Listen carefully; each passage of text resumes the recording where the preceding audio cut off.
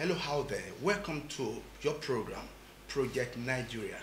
On the set with me today is the brand new governor of Katsina State, Right Honorable Aminu Bello Masari. Honorable Masari was the former Speaker of the Federal House of Representatives in Nigeria. You are welcome to Project Nigeria. Thank you very much. From what we have seen on the street of Katsina today, you were loved by your people. We can see carnival all over the places, even where we least expected when we went around the town today. Our question is, what are your priorities to pay back this love your people has demonstrated? Well, you see, when we started, we named our campaign as a restoration project because we have seen that what has been most dear to the people of Katsina State has gone down.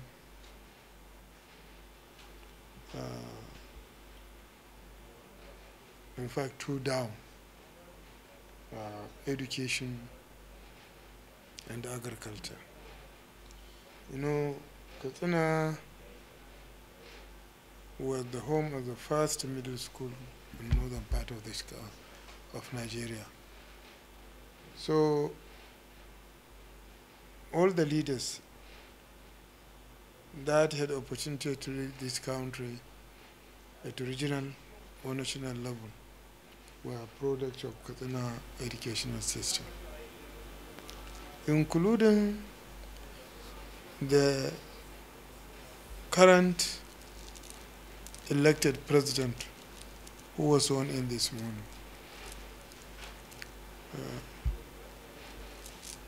He was in Kankia. From Kankia, he did his secondary school education here in Katsina before joining the military. The late president of Adwa was a product of Katsina educational system. The late Sheikh Musa Adwa was a product of Katsina educational system. The late Inspector General of Police was a product of Katsina educational system. The late Justice Muhammad Bello, CJM, was a product of Katsina educational system. The former General Inspector General of Police, who is still alive, Sardonan Katsina, who is a classmate of President Muhammad Buhari. It's also a product of Katsina educational system. The list can go on. We are not talking about the federal permanent secretaries. We are not talking about the federal ministers. We are not talking about the generals in the army. We are not talking about DIGs, AIGs, Commissioner of Police. Name them. Katsina was able to be fulfilling its quota in the old northern Nigeria and even in the north central state. But what do we have now in education? We have a state that cannot produce 5,000 students that have 5 credits or more. That includes English and mathematics. In fact, going by the public school system, as at last year, the figure was 370. And from the figure given by the same ministry, the one that I mentioned here during my speech, it shows 2.9% performance of all public schools here in Katsina.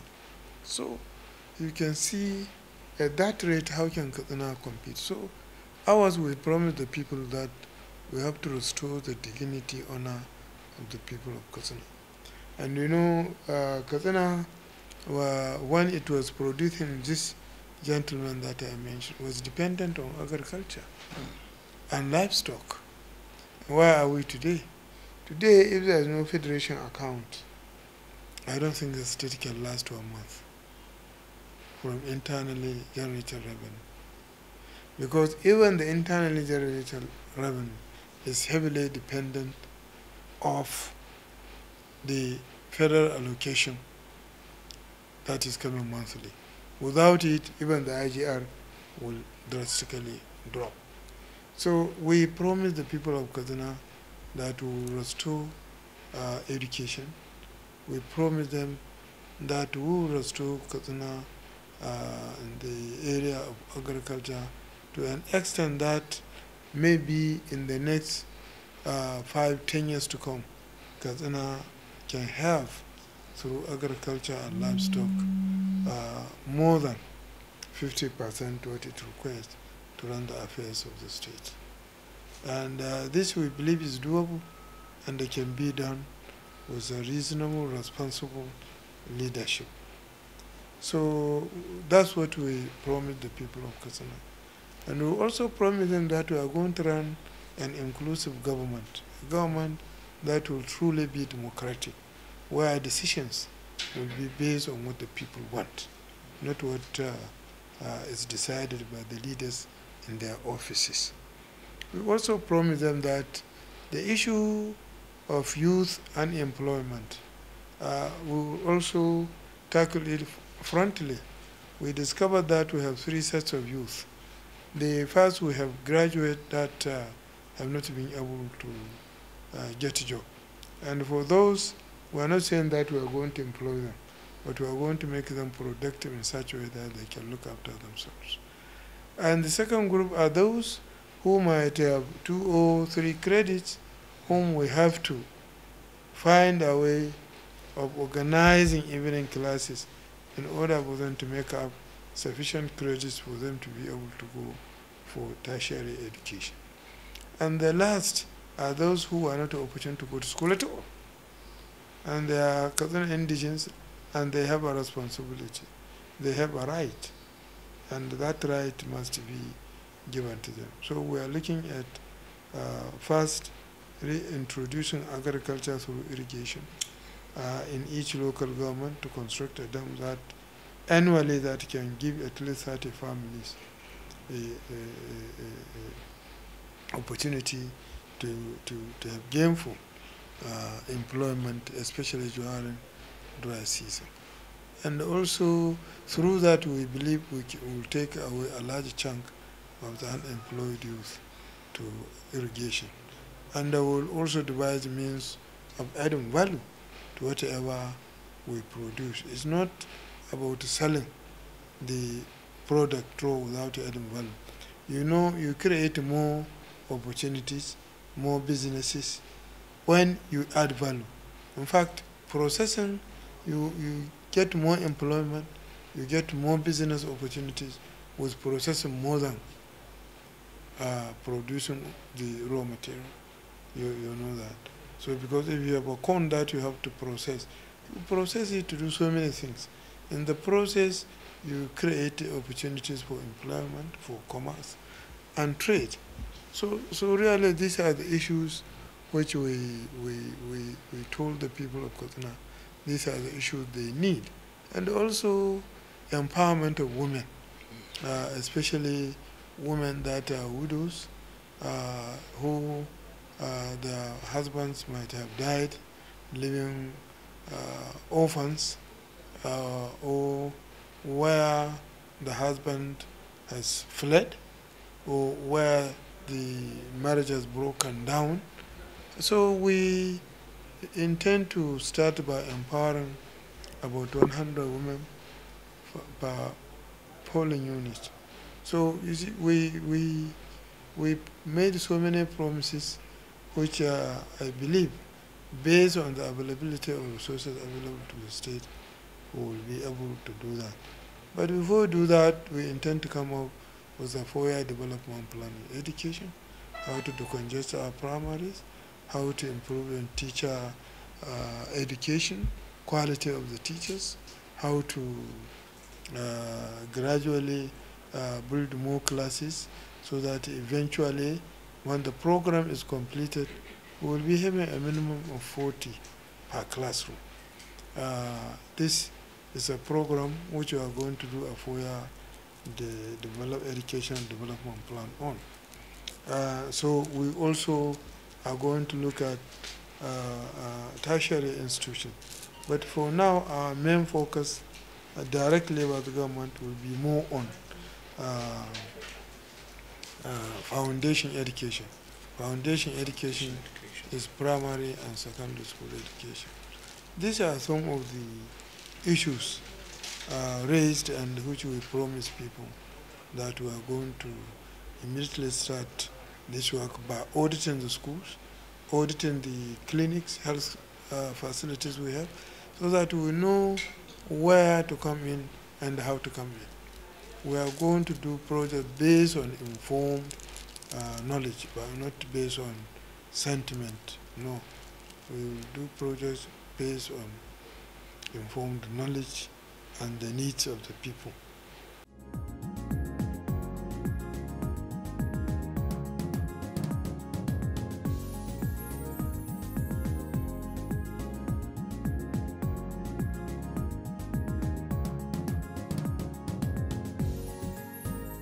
To that state in Nigeria, because this is the state of the president, Muhammadu Buhari. Well, we know we have serious challenge. The challenge of the president coming from our state. Yeah. So, so many eyes and ears will be on Kaduna to find out what is happening, how it is going. So we promise that we are not going to disappoint, God willing.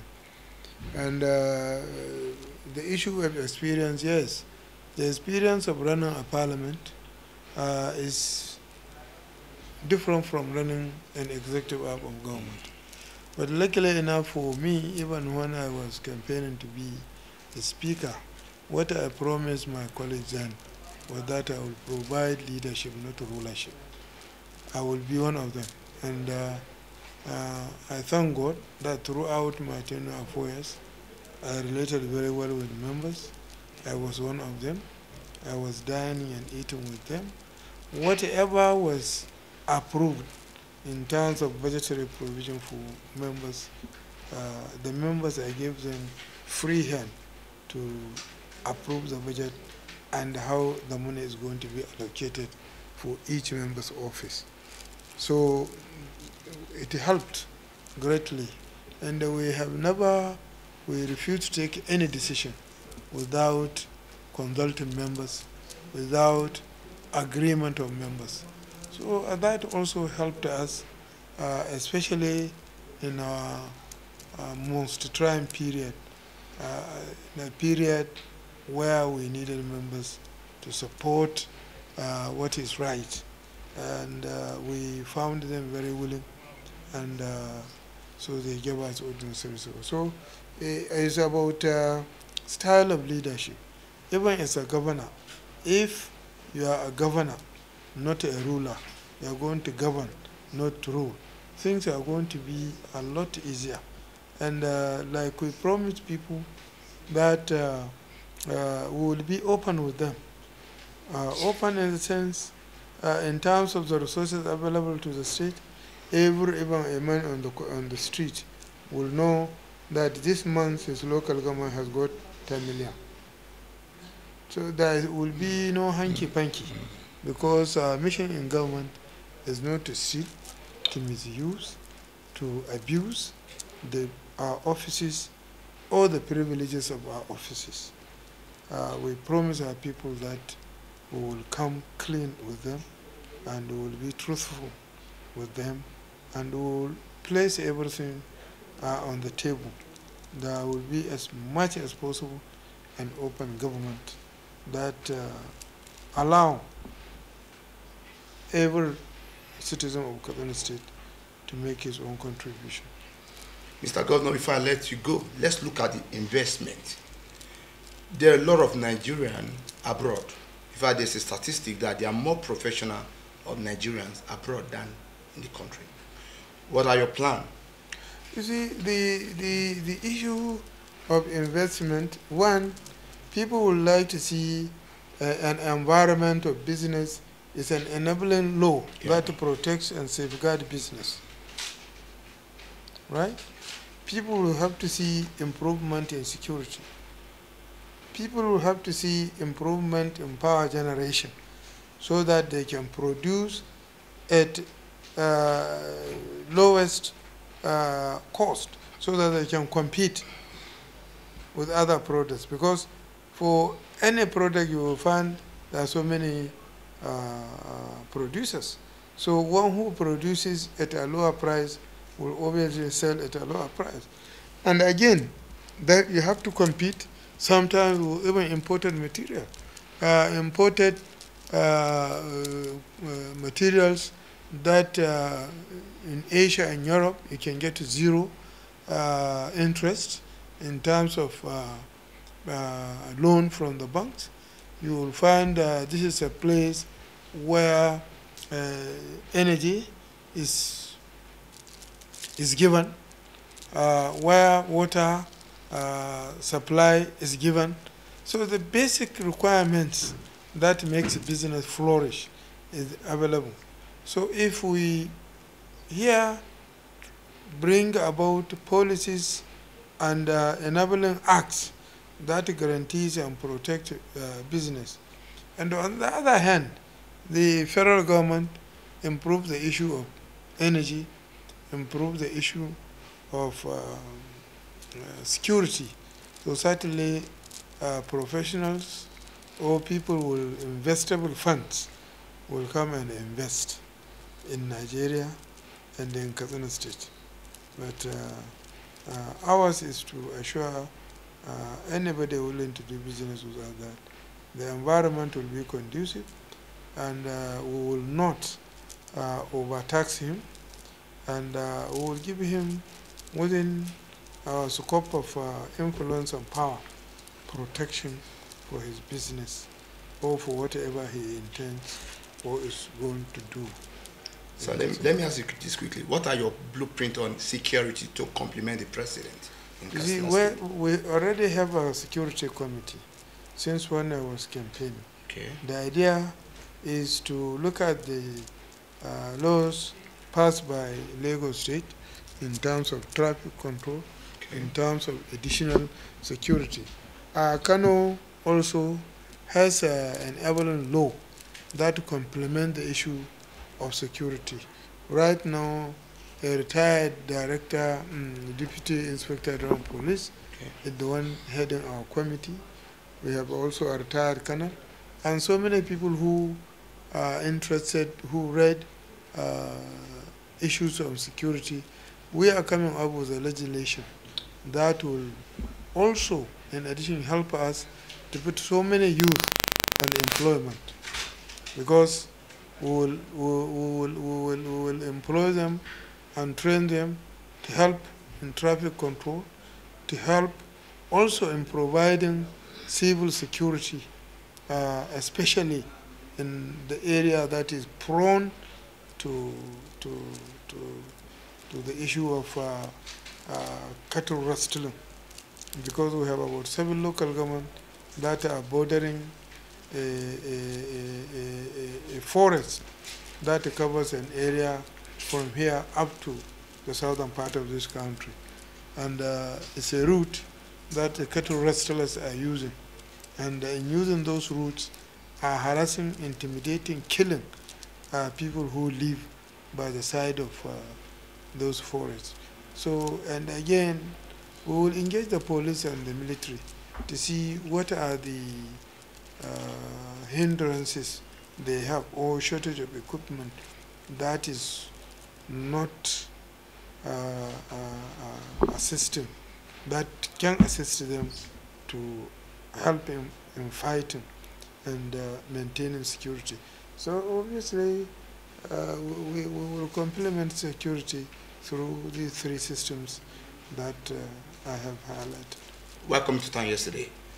I saw Federal University, I saw Polytechnic, I saw College of Education, all manner of institutions in one axis. Are you ensuring that development get across to the other part of the state? So that, you know? All these things were done before our coming. Okay. So since the school have been established, structures have been put in place. Yeah. So the schools and the institutions will continue.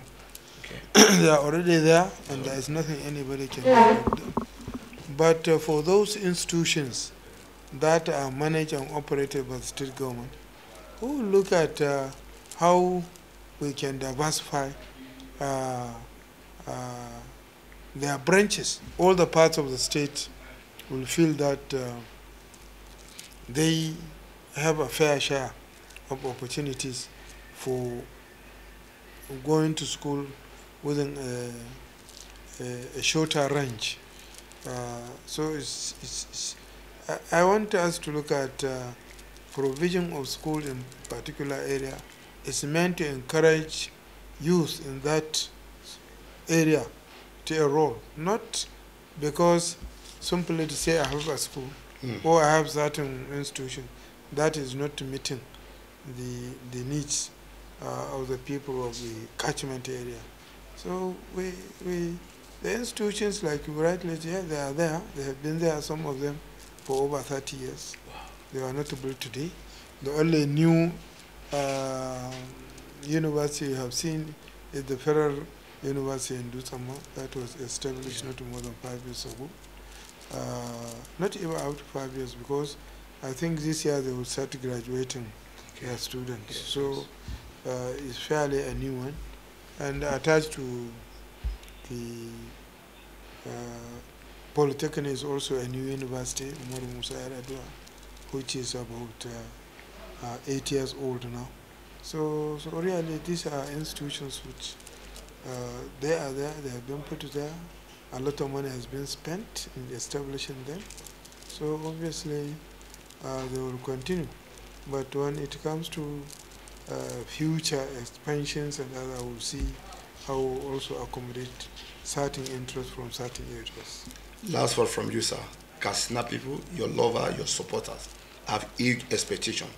Just like they are expecting the president to turn stone to bread. What do you have to say to this? No, I think what is most important is carrying people along. That's most important. I think people tend to forget. Yes, the people have high expectations, and the people, they know we are not going to perform miracle.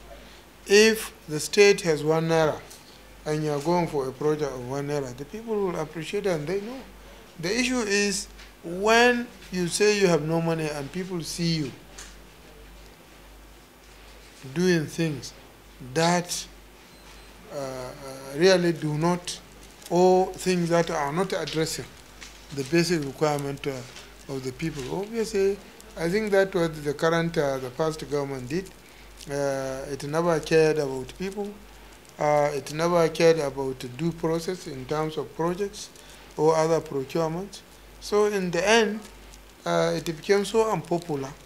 This was a government in 2007 who started with 100% all elected offices, even though in 2007 there wasn't any proper election.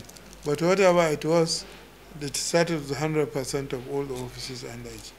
And today the same government has gone out with 0%. So obviously it shows that certainly they did not carry the people along, and people were not part of the decisions they have made. And in our own case, we promise people that they will be part and parcel whatever decision government will make in terms of how the resources of the state are expended. So I think we are praying to God that things will get better, and we are also praying to God that people will understand, and we will do our best to make sure that we educate people to understand the financial and social and the economic situation of the state at any given time. Yes, viewers, Governor Masari went back on people-oriented program, and we carry people along. That's much we could take on this program, Project Nigeria. Till next time, bye for now.